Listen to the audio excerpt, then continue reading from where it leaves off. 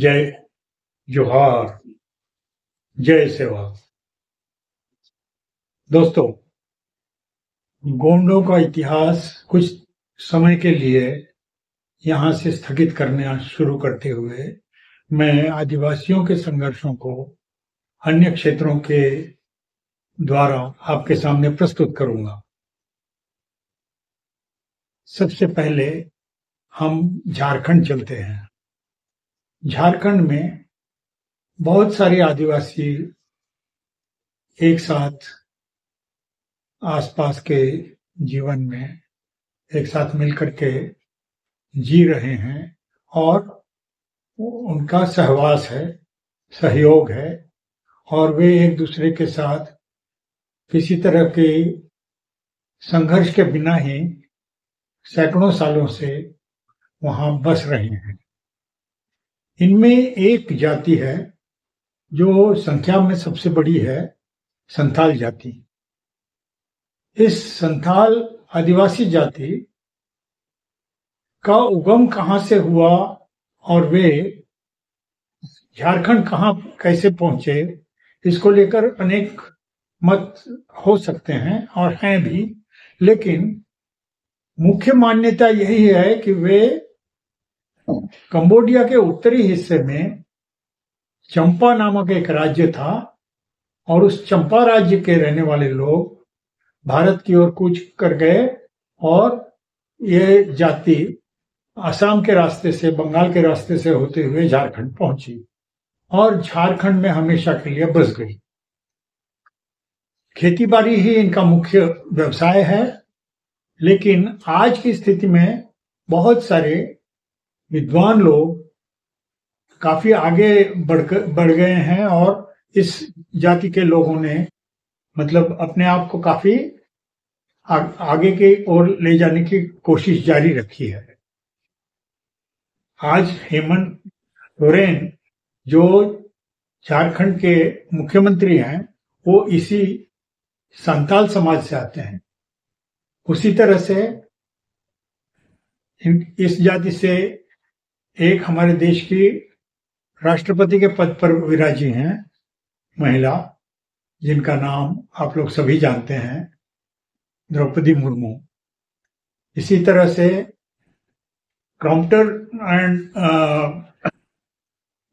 Auditor general के post तक भी एक संथाल व्यक्ति पहुंचा है। इस तरह से हम देखते हैं कि शिक्षा दीक्षा के दृष्टि से संथालों ने काफी प्रगति की, लेकिन इनका इतिहास हमें यह बताता है कि आज से करीब 3,500-4 हजार साल पहले ये झारखंड में आए।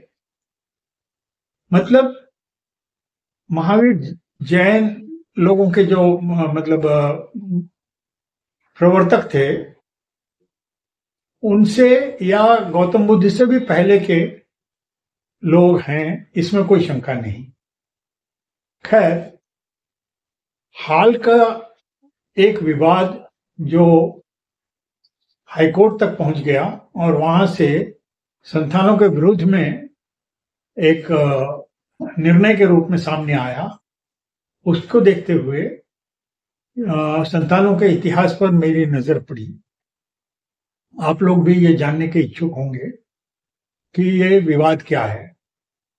दरअसल गिरिडीह जिला, जो लगभग संथाल परगना के उस हिस्से में पड़ता है जो कि झारखंड का एकदम केंद्र बिंदु है, उस इलाके में एक बहुत बड़ा विशाल पर्वत है।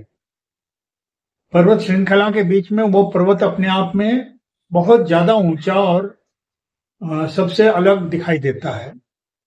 उस पर्वत को अपने तीर्थंकरों के निर्वाण का स्थान के रूप में देखते हुए 24 तीर्थंकरों में से 23 तीर्थंकरों ने वहां अपनी निर्वाण प्राप्त किया है अपने जीवन का।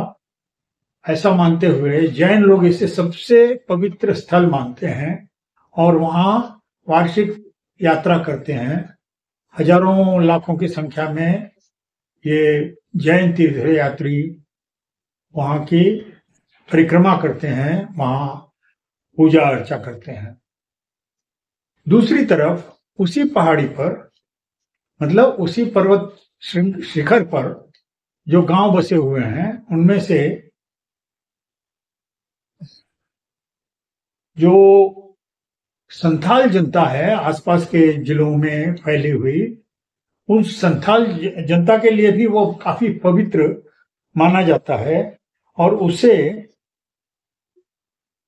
मरंग बुरु के नाम से वे अपनी उस पर्वत को जानते हैं। इस शब्द का मतलब होता है महापहाड़, मतलब पर्वत, महापर्वत। तो ये मरंग बुरु जो है, इसमें उनका एक वार्षिक जलसा होता है और 3 दिन तक ये मतलब उनका ये सांस्कृतिक और धार्मिक कार्यक्रम चलता है, जिसके अंतर्गत सारे पुरुष संथाल एक साथ जंगल में प्रवेश करते हैं शिकार की खोज में, और अंत में तीसरे दिन इसका समापन होता है। तो ये परंपरा भी 3-3.5 हजार साल पुरानी तो जरूर है, जब से संथाल वहां बसे हैं। अब जैनियों के प्रभाव में वहां की सरकार ने और बाद में वहां के निचली अदालतों ने और फिर आज तो राज्य के स्तर का जो सबसे बड़ा कोर्ट है या सबसे बड़ी अदालत है, वो होती है हाई कोर्ट। उच्च न्यायालय ने भी एक ऐसा फैसला सुना दिया है कि पारसनाथ के उस पर्वत के 25 किलोमीटर के दायरे में किसी तरह का मांसाहार रोक दिया जाए। तो इससे हुआ क्या है कि वहां के बच्चों को जो अंडा या ये खाने में मिलता था, वो जिसको बच्चों को दिया जाने वाला जो सीधा है, या उनको जो जिस तरह के पका करके खिलाने की परंपरा हमारे सरकारों ने शुरू की है, उसके अंतर्गत दोपहर का भोजन जो बच्चों को दिया जाता था उसमें एक अंडा शामिल होता था। लेकिन इस आदेश के कारण, जो उच्च न्यायालय से आया है, उस आदेश के कारण हुआ यह है कि अभी वह भी रोक दिया गया है। वहां के स्थानीय जो कर्मचारी हैं और जो अधिकारी हैं, उनका यह कहना है कि हम इस आदेश से बंधे हुए हैं और हम इसका कड़ाई से पालन करेंगे। इससे हुआ है कि आदिवासियों की जो परंपरागत जीवन शैली है, उस पर एक कुठाराघात हुआ है। अब आदिवासियों के इतिहास में हम जाकर देखते हैं कि लोबीर बैसाई इस नाम से एक बैठक हुई थी। असली में ये एक सुप्रीम काउंसिल के रूप में संथालों के बीच में, अगर एक गांव के अंदर की समस्या गांव में नहीं मिट पाई तो उसके लिए, उसको सुलझाने के लिए एक बड़े काउंसिल की व्यवस्था उस आदिवासी समाज ने डेवलप की है।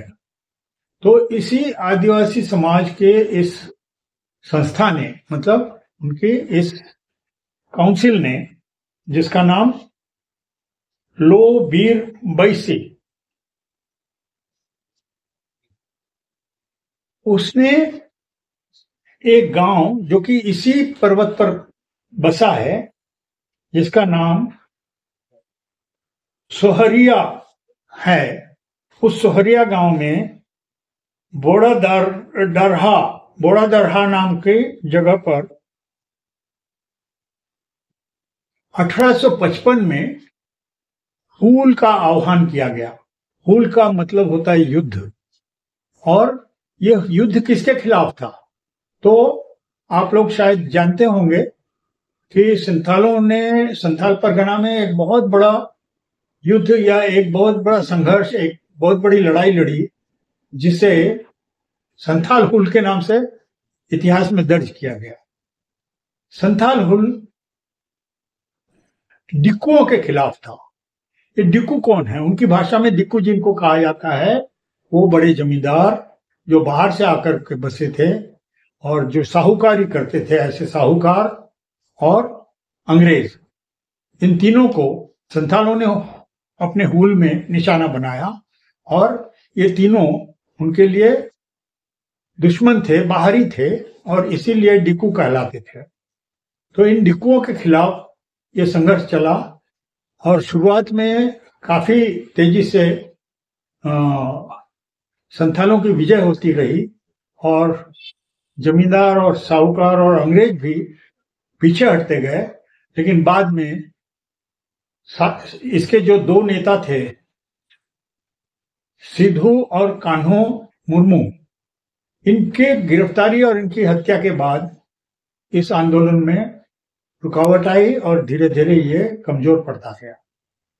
तो ये संथालों का पुराना इतिहास है, लेकिन आज भी संथाल अपने अधिकारों से वंचित किए जा रहे हैं, इसलिए यहाँ संघर्ष की संभावना नजर आ रही है।